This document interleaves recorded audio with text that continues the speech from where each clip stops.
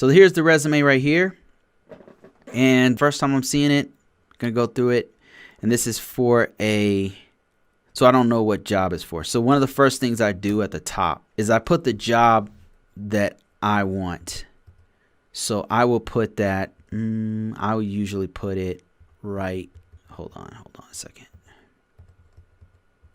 Let's just put it, we'll put it right here. You can put it below the name and contact information or above, or whatever, but you want to put it up top somewhere. And there's a couple reasons why you do that. You want to catch the recruiter's eyes, like whoever is reading your resume, you want to immediately catch their attention in their eyes. Also, the search algorithms are searching for certain keywords, and you want to put that in your resume as much as possible. This is an opportunity for you to do that.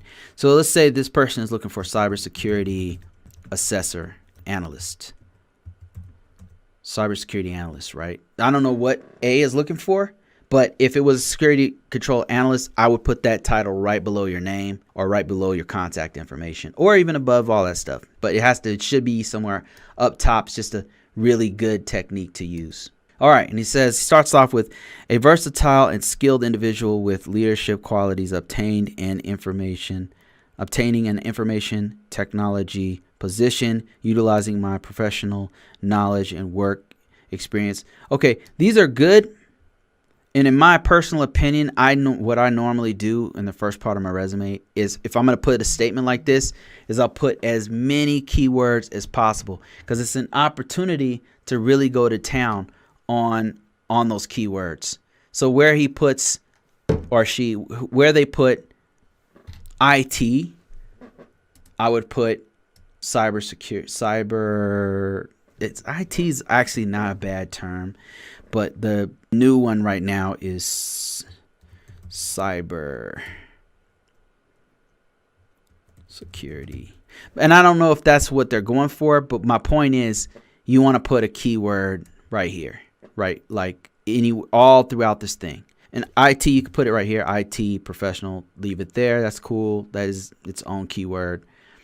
Strong technical track record or using analytical skills, project management, innovative. Okay, that's fine. That's cool. You can put that in there. But like I said, if you're going to do it, put as many keywords as possible right up top. 10 years, okay. I like the way he's done this, where you right away put your most hard-hitting items right up top. So you want to get to the point. Don't be long-winded. This, in my opinion, this is already kind of long-winded already.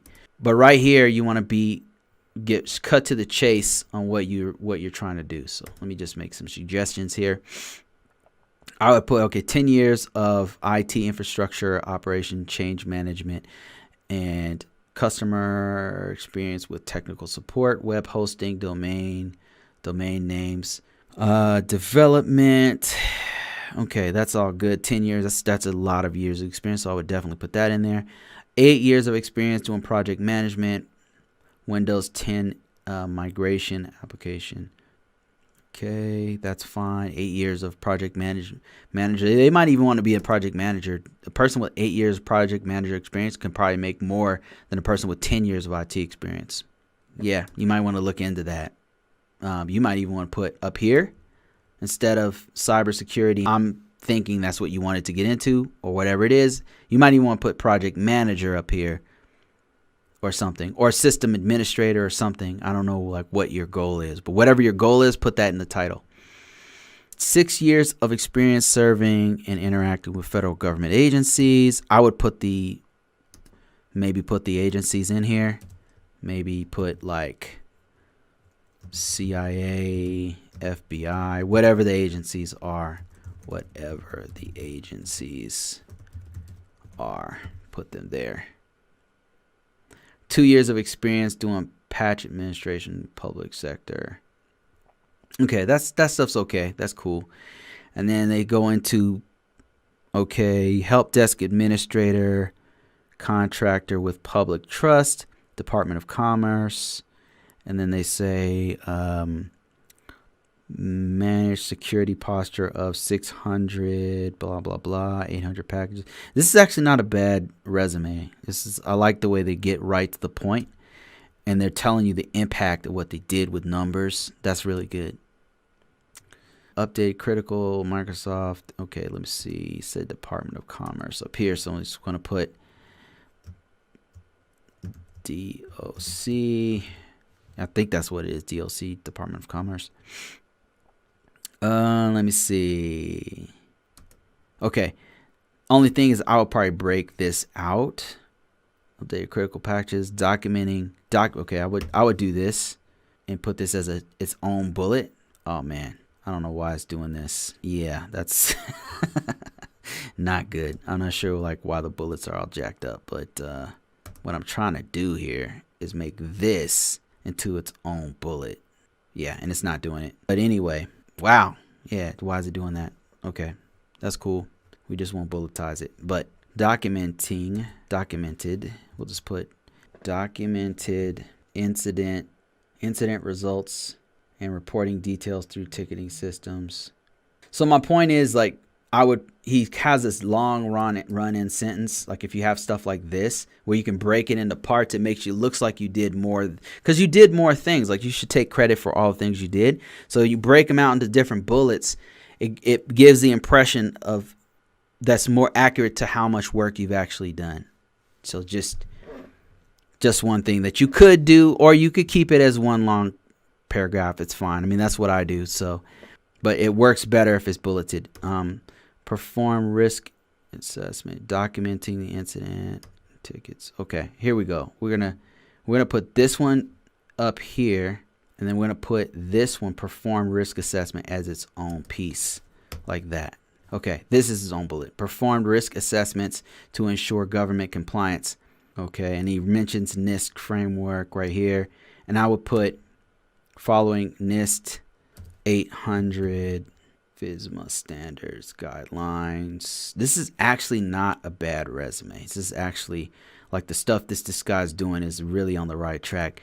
So this is kind of breakout. So just from looking at this, number one, up top, put as many keywords immediately as soon as possible.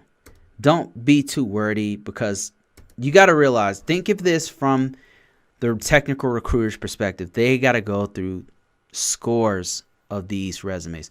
You want to have impact as soon as possible. That's why right up top, right away, you tell them what you want, so you might already line up with what they're trying to do. So you put right up top what you're trying to get, or where you are in your career. Like this person looks like a system administrator or an information system security officer. I'm not sure which one, but you could put your role right up top, right in there. And then right away, hit them right in the face with as many keywords as possible, because as many technical recruiters that are going to look at your resume, even more algorithms are going to search through your resume, way more algorithms. What I mean to say is, once you take this resume and you upload it into LinkedIn, Indeed, and that's what you should do, Dice, Monster, all of these places. Once you upload it all those places, the algorithm within those sites, those job sites, are going to be looking for keywords. Like, so once you upload it, people are going to search for, I need an IT professional. Right? So it's, if you put the word IT professional in your resume, you're going to pop up. But IT professional is a very broad word. So they're probably not going to just look for that. They're probably going to look for things like NIST 800, Security Plus, Windows Server 2008 Administrator. They're going to look for stuff like, so you want to make sure that you capitalize on all those main keywords. So you got to put as many in there as possible. So that would be my advice to anybody out there, to make sure you know the keywords of your of your particular field. Because another thing I would highly recommend you do is, if let's say you're trying to go into SOC work, like Security Operations Center work, you should go here. Let me show you what I would do.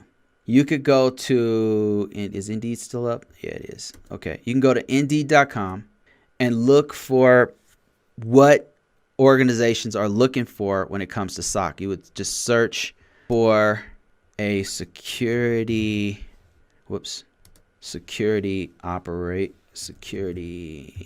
operation center, and then look for what they're looking for.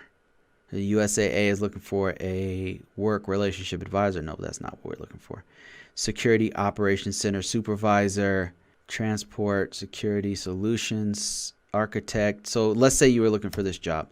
You'd go here, and what you'd want to do is look at their job description. And this job description is going to give you an idea of what to put on your resume. Now, I'm not telling you to lie or anything, but there's certain wording that they're going to use that you may not use. Like this guy's using SOC as a service.